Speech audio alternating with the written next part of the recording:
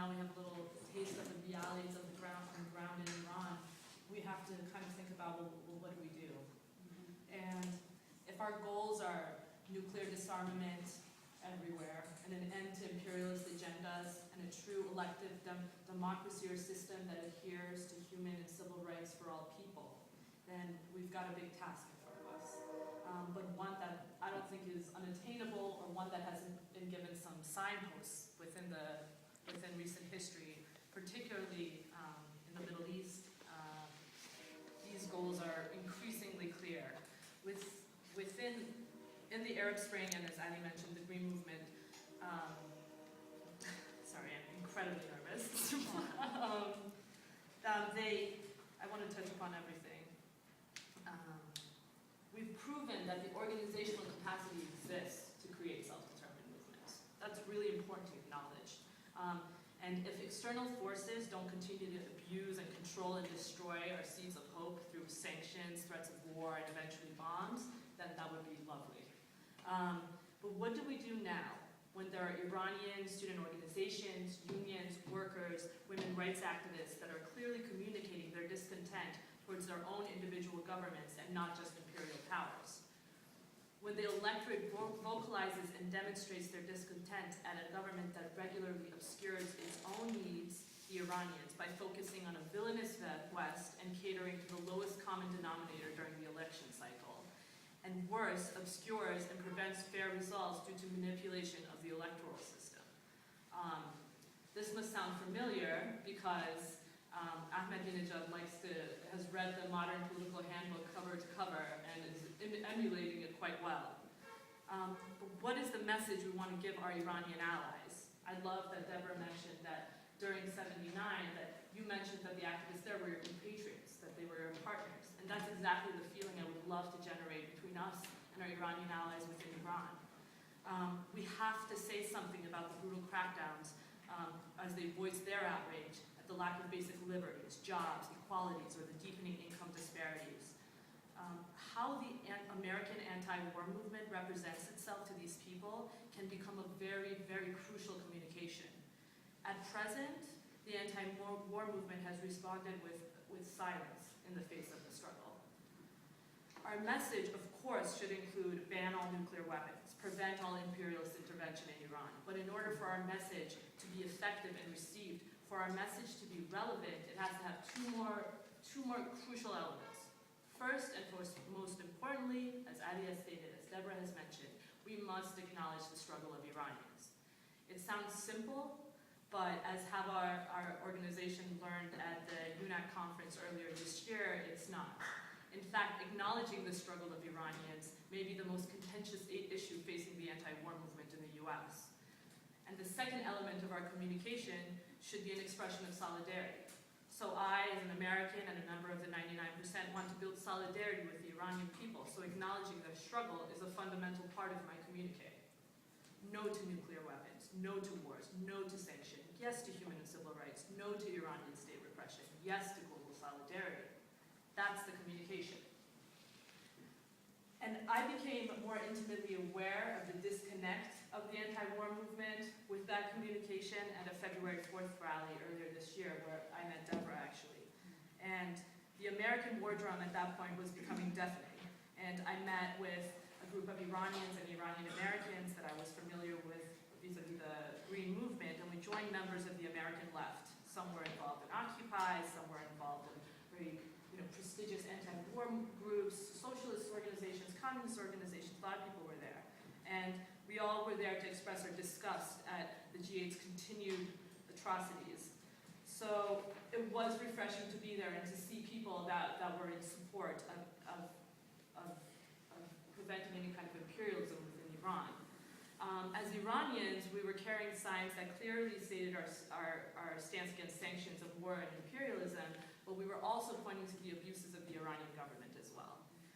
What shocked me was the backlash we received at including the human and civil rights violations perpetrated by the present Iranian state.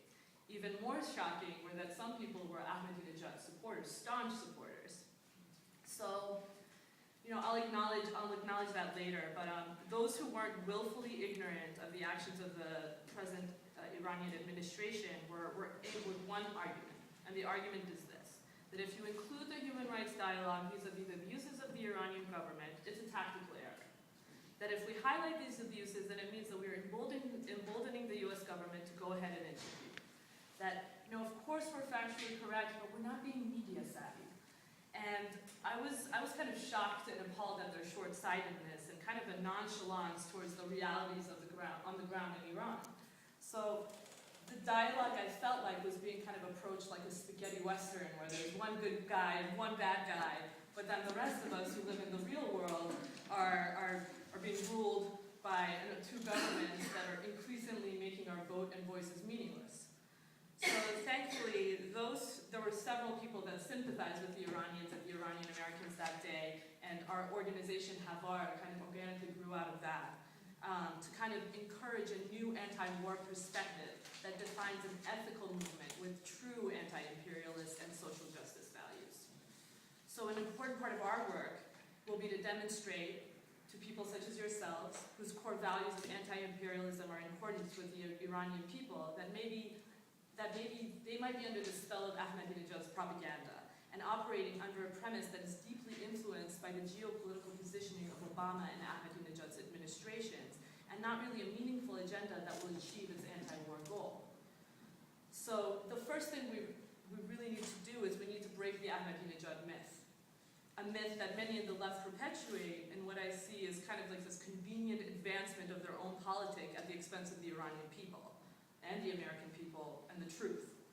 It's quite easy for the left to embrace uprisings in Egypt, for example, due to their government's strong tie to U.S. imperial interests. However, in Iran, with its long history of anti-Western, anti-imperialist rhetoric, it's been difficult for the left to conjure support, as some will have to step back from the Ahmadinejad persona they created to counter American sanctions and acts of aggression. Ahmadinejad enjoyed this support in September of 2010, where over 100 leftist activists went to the UN mission of Iran and expressed firsthand their support for him. These people are valued supporters of social justice. They've done years of this work, and they thanked him very much for his anti-imperialist tendencies, yet they made no mention of the falsified elections, or at least, the very least, the mass demonstrations that occurred afterwards, or any mention of the brutal crackdown that's occurred afterwards. There was one young Iranian American woman that did mention it, and she was from an Iranian American group entitled Where Is My Vote? So I think we need to break this myth. The myth is this: Ahmadinejad is a populist, and Ahmadinejad is anti-imperialist. So let's talk about Ahmadinejad, the populist. It's kind of baffling to me, because the left kind of continues to promote Ahmadinejad as a champion against neoliberalism and a hero of the working class. And it's bizarre because there's no facts to support this claim. In fact, as a post-revolutionary leader, Ahmadinejad has privatized Iranian industries at an unprecedented rate. Actually, the IMF glows with approval at the neoliberal policies seamlessly carried out by state-affiliated actors, most notably the Ahmadinejad-controlled Sepah. So small businesses to huge industries such as oil, gas, telecommunications are now a treasure trove from which these governmental arms can now draw power. Recently, and notably, the Ahmadinejad administration, with opposition from its own parliament, moved ahead to annul gas and food subsidies that had been put into place after the revolution to guard the working class and for the '79 revolution. Within days, gas prices quadrupled, bread tripled, and this plan had initially been delayed for years due to the fear of a popular backlash. But after the Green Movement and the extreme militarization and suppression that occurred, Ahmadinejad was right to implement his plan. His government can now determine who is most deserving of these subsidies, previously aimed at supporting the working poor, as it buys loyalty and rewards its supporters. Another step: the administration's unregulated import of products, particularly from China, have devastated the agricultural sector. Import venues are controlled by Sepah, and other allied government entities that allow them to amass even more wealth from their monopolies. So this kind of haphazard and self-centered and self-serving domestic policies have further destabilized Iran's economy. The country suffers skyrocketing inflations and unemployment rates that are nearing 30%. And all I can say is these are not the actions of a populist president, even in the most forgiving analyses. But unfortunately, the narrative of a down-to-earth politician who has a members-only jacket and wears cheap suits and maintains his humble home is pretty empty right now to the Iranian people, but the left continues to eat it up. Let's talk about Ahmadinejad, the anti-imperialist. The 79 revolution was an inspiration for myself and the Iranian people as they wrestled control from imperialist powers, and we reclaimed our country. It's a source of immeasurable pride, it really is. And denouncing any contact is a unifying cry in Iran, and despite the severed economic relationships with imperial powers, Iran has survived. Ahmadinejad has broken with this position. He is the first Iranian president to send an open letter to a US president and request for an opening to diplomatic talks. He's given a direct invite to the evil, evil United States. While denouncing all US methodology and policy, the Ahmadinejad administration works tirelessly to maneuver a new place for Iran in the global hierarchy. Given its massive resources, Iran could have a much greater and more powerful regional significance, and Ahmadinejad officials are eager to stake this claim. As Mohammad Khazai, the Iranian ambassador to the UN, told New York Times, Iran is a regional heavyweight and deserves to be treated as such. The issue of Palestine is another example of this administration's imperialist tendencies. While the occupation is manipulated to fulfill Ahmadinejad's needs for riling up his conservative base and distracting them from domestic troubles, Palestine also gets the end of the stick because Iranian influence and intervention is enacted without any mechanism that will include the will of the Palestinian or Lebanese people in the decision. The money used to fund Hezbollah or buy Palestinian support has little to do with Palestinian liberation, but for a way to Iran to exert its will in the region and strengthen the voting bloc at home. As Ahmadinejad uses his international and domestic platforms to deny the Holocaust, he undermines the credibility of Palestinian efforts to oppose Israeli apartheid by reinforcing the false equation between anti-Semitism and anti-Zionism. At the 2001 UN Conference Against Racism in Durban, an anti-Zionist coalition emerged and got a hearing. But at the 2009 conference in Geneva, Ahmadinejad's speech on the first day overshadowed the whole conference and undermined any possible critique of Israel, creating a serious setback for the anti-Zionist movement. This is not an anti-imperialist stance, even with the most forgiving of analyses. An ethical anti-war movement cannot support an individual who squashes civil liberties and works to negate the social programs of the 79 revolution and has altered the foreign policy course of Iran with the hope of becoming an even greater imperialist power itself. Having said all this, I'm not without understanding and empathy for the approaches I see out of the left in America. There are many people who are not supporters of the current Iranian regime. They don't ascribe to the Ahmadinejad myth. But the memory of the struggle against Iraq is still very raw. Unfortunately, replacing the letter Q with the letter N is not going to bode well for a long-term strategy. In February 2003, 1 million people marched in New York City, 10 million worldwide against the catastrophe that is and was the Iraq War. And after such a strong display, the movement quickly deflated. I'm sure it's still hotly debated what happened, and there were hardworking groups such as UFPJ who moved to assist the Democratic Party instead of energizing and educating the people who attended that day. It became clear that people could have used more information of the history and implications of US imperialism, and thus acknowledge the long-term struggle that lay ahead. I was at the University of Rochester that year and would have been an avid supporter, but the movement did not last long enough to gain any foothold on my campus, and I, as a potential activist and ally, remained disconnected and pretty uneducated. I think, though, that perceived failure looms large for activists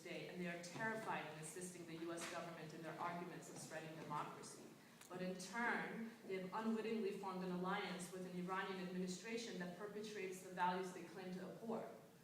The anti-war movement, as it stands, to put kindly, is as disconnected as I was in 2003. The realities of the uprisings of the Arab Spring and the Greens are that they're focused on the atrocities of their own government. There are student groups, women's rights groups, labor groups that have organized prior to the mass protests, as Andy pointed out, and we can't engage in an anti-war movement that kind of glosses over that reality. By ignoring these struggles and denying their relevance in our own movement, we prevent education on both sides and make the imperialist agenda more powerful by ceding the human rights agenda to liberal interventionists. In order to make the US government and the West change their approach and stance, we must build a true global solidarity movement. This includes speaking honestly of the atrocities of all governments. We can't operate under the same methodology and framework of our oppressors. We can't ignore the existence of every prison in Iran as the US government sweeps the realities of Guantanamo and the domestic prisons that house millions of Americans under the rug. We cannot ignore that 400 people were executed in Iran last year as Obama quietly executes every prisoner that is a thorn in his political side. We cannot ignore the militarization of public spaces in Iran as it happens from New York to Chicago to LA. Why would we not mobilize around the shared struggle and shared outrage? Solidarity fuels people, solidarity keeps movements alive. The inadequate response of the anti-war movement when faced with Iran's state repression is of grave concern. We are at best hypocrites. How can we ignore violence against the Iranian people vis-a-vis the American bombs and sanctions, but deny the existence of violence vis-a-vis the Iranian regime? How can we profess the ideal of social justice and bond civil liberties when we deny the very real atrocities of the Iranian state? I don't know why we would pick and choose our principles based on how a corrupt media may represent us. Are we to navigate this terrain with no moral compass, but as a slave to the ideology and infrastructure of those who will obstruct the truth, no matter how well tailored our message? We have to be talking to each other. Let's not make that mistake. And what's further insulting, and Andy touched upon it, is the anti-war movement's avoidance of the Iranian government's abuses, is that the characterizations of Iranians as passive victims of US imperialism. We are only perpetuating a false analysis of the Iranian people by denying their struggle, the struggle they wage as a result of maybe not Western oppression. Solidarity means nothing if we do not acknowledge and respect the struggles of people that are different from ourselves.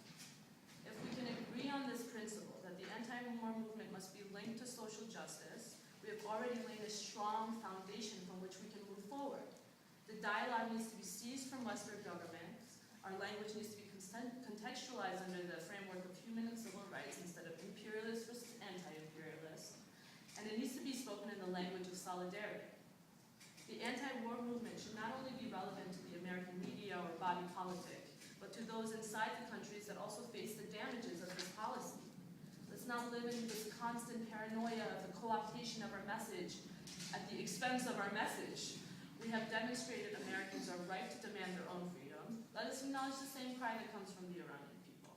Let us start an ethical anti-war movement that begins with a broad and inclusive starting point that assures the suffering born from unnecessary prisons, censorship, militarization of public space, torture, execution are acknowledged and battled in equal measure. It is not effective if an American activist professes anti-imperialism for the sake of being anti-imperialist. This stance has a deeper meaning and goal, one that is for human liberation.